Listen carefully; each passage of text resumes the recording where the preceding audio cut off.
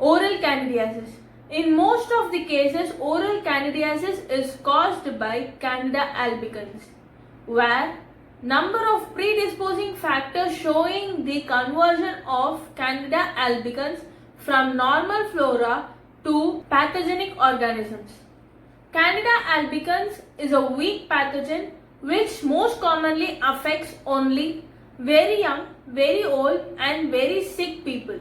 Most candidal infections affects only mucosal lining, where rarely it may result in fatal course. Etiology: Candida albicans, Candida tropicalis and Candida glabrate, together over 80% of these species is isolated from the human candidal infection. To invade mucosal lining, the microorganism adhere to the mucosal lining, where the penetration of yeast is facilitated by the production of lipase by the organisms.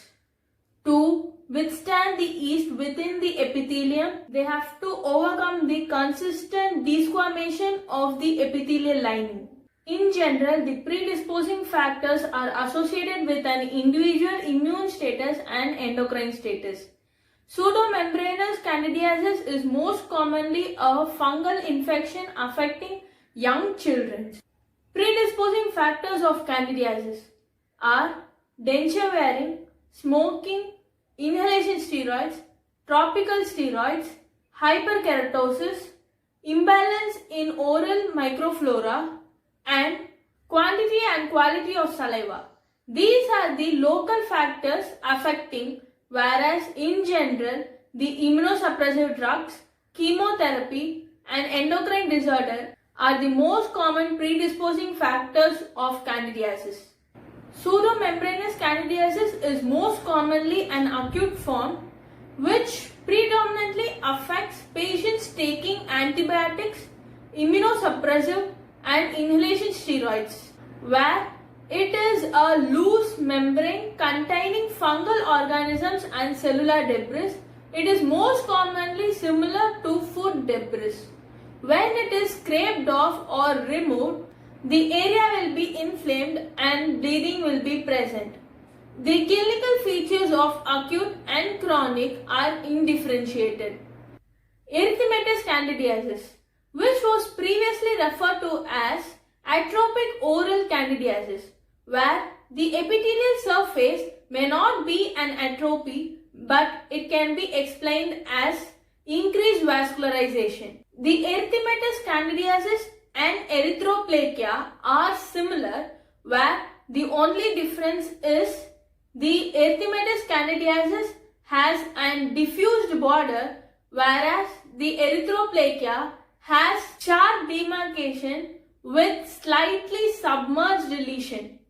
Erythematous candidiasis is a successor of pseudomembranous candidiasis, and it most commonly occurs in palate and dorsum of the tongue, where the clinical features of chronic and acute are similar. Chronic plaque-like nodular candidiasis. It was previously known as oral candida leukoplakia. It was the only candidal infection which had white irremovable plaque resembling leukoplakia. It has the ability to get transferred into malignancy. Denture stomatitis. It is most commonly seen in maxilla, in palatal region, whereas it is unusual in mandibular region, where it is differentiated into three types. Type 1, minor erythematous site affected by trauma from denture. Type 2, affecting major part of the denture covering mucosa. Type 3, the type 2 plus granular mucosa.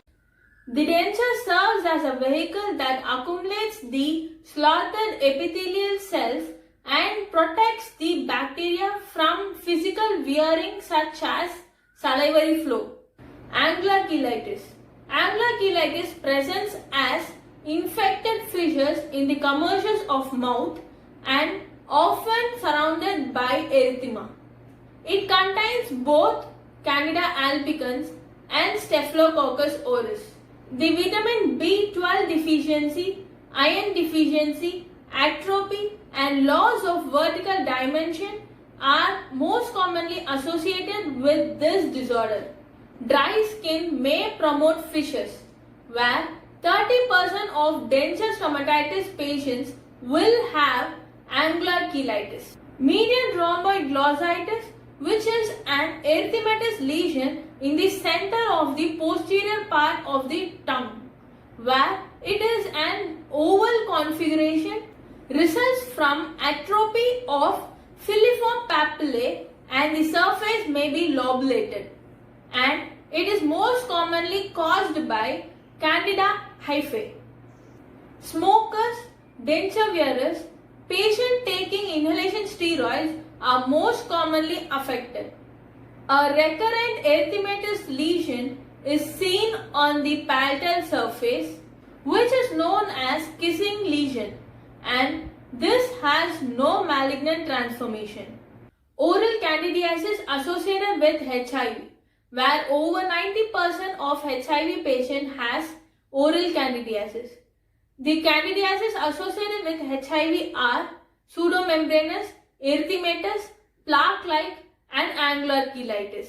Due to highly active antiretroviral therapy, the prevalence of candidiasis is decreased. Clinical manifestation. Secondary oral candidiasis is associated with systemic mucocutaneous candidiasis and other immune deficiency. Mucocutaneous candidiasis is a heterogeneous group of diseases affecting the skin and mainly the nail bed and other mucosal lining in addition to oral candidiasis. Granulomatous masses are seen in these areas. Chronic mucocutaneous candidiasis can occur as a part of endocrine disorder including hyperparathyroidism and Addison syndrome. Severe combined immunodeficiency syndrome is characterized by the defect in the function of cell-mediated arm of the immune system, where the patients of this syndrome are more frequently affected by the oral candidiasis. Diagnosis.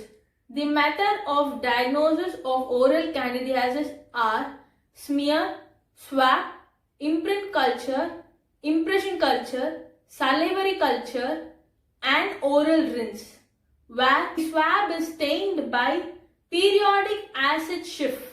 Treatment for fungal infections, which usually include antifungal regimens, will not always be successful unless the clinician addresses predisposing factors that may cause recurrence. The antifungal agents used in the treatment of oral candidiasis are amphotericin B, nystatin, clostrimazole, miconazole, ketoconazole, fluconazole, itraconazole. Thank you for watching this video. Please do like, share and subscribe for more videos.